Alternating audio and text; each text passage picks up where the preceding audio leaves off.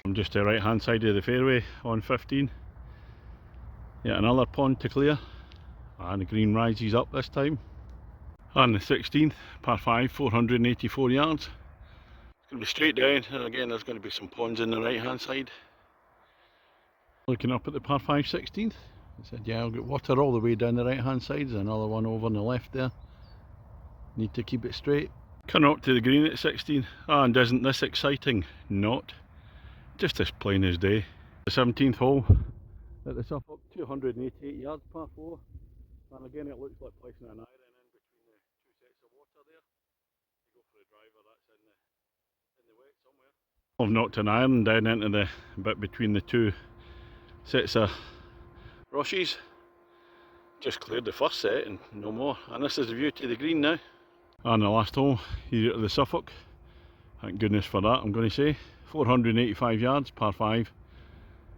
Over the water, straight down, then it's going to switch back and dogleg sharply to the right, down towards the hotel and the clubhouse. It's the score, Smithy against the golf course. Well, I'm still 6 shots under my handicap, haven't gained any in the back 9. But it's game to me. The view down to the green, the hotel in the background, again over water. Well, I'm at the 18th green, another poor one. Got an uphill putt for the birdie, I'm on a 3, Smithy ball's on the dance floor, got about 30 feet to go. That's me finished on the 18 at the Suffolk Golf Club. Smithy against the golf course, so a par at last means I'm 7 under my handicap, 11 over par for the round, playing off 18. So when I start slating the course, it's nothing to do with how I played. I paid £40 to play here, and it's an absolute shocker. The course is in really poor condition. Had the course been in decent condition, it still wouldn't have been my favourite type of course. Flattish one, lots of ponds around, the odd tree. That's still fairly plain. But the condition it's in, and the greens are really poor, and the ones that have got sufficient grass on them, they're all wet underfoot, squidgy. I don't know how this course can ever open in the winter. I mean, it's bad enough this is the middle of summer. The tee boxes are an absolute disgrace. As scruffy as it gets, and sometimes they just put like yellow markers down and on the fairway, it looked like, or in bits of the rough. The fairways are okay for the most part, but there's a few where, you know, it's wet and threadbare. And the green at the 9th, completely out of commission, it's a shocker. Same with the one at the 14th. And the tee shot at the 10th is just nuts. You can't do anything but dink a 7 iron on, because you can't bend it round the corner. And some of the par 3s are just as plain as day. I mean, you may as well be in a pitch and putt course. So for a mark out of 10, I can't give it any more than 1. I'm just so angry, especially like paying 40 quid. So I'm just going in to complain in the pro shop. And that's all from me today. I'm staying in Milton Keynes tonight. I should have a much nicer course tomorrow. Hopefully be playing with a friend at one of the top ones in England tomorrow. Catch you later.